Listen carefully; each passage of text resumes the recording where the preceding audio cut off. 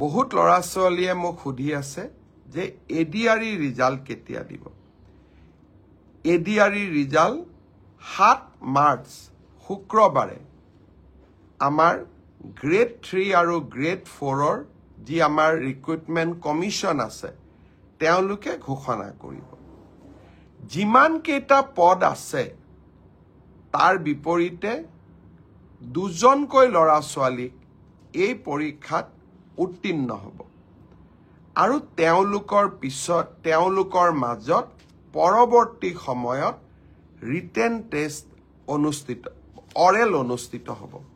অৰ্থাৎ লিখিত পৰীক্ষাৰ ৰিজাল্ট গ্ৰেড 3 আৰু গ্ৰেড 4 আমি 7 মাৰ্চ তাৰিখে ঘোষণা কৰিম।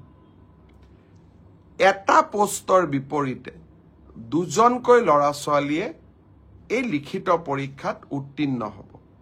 শেষৰ নম্বৰটোত যদি বেছি লৰা ছোৱালীয়ে একেটা নম্বৰে পায় তেতিয়াহ'লে হয়তো 3000 পোষ্টৰ বিপৰীতে মই ধৰি ল'ব কৈছো 6000 লৰা ছোৱালী পাছ কৰিব লাগে, কিন্তু একেটা নম্বৰ যদি বহু পৰীক্ষাৰ্থীয়ে লাভ কৰে তেতিয়াহ'লে একে নম্বৰ পোৱা লৰা ছোৱালী সকলেও পৰীক্ষাটোত ডেফিনেটলি পাছ কৰিব।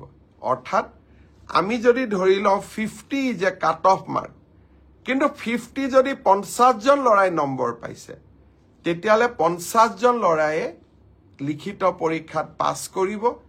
গতিকে 1:2 বুলি ক'লেও 1:2 একেবাৰে গ্ৰামাটিকেল চেন্সত নহ'ব, হয়তো 2-4জন লৰা ছোৱালীয়ে বেছিকৈ পাছ কৰিব।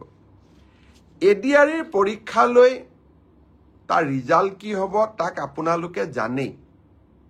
সেইবাবে মই যিসকলে পাছ কৰিব তেওঁলোকক অভিনন্দন জনাইছো, যাতে অৰেলৰ বাবে তেওঁলোক সাজু হ'ব পাৰে।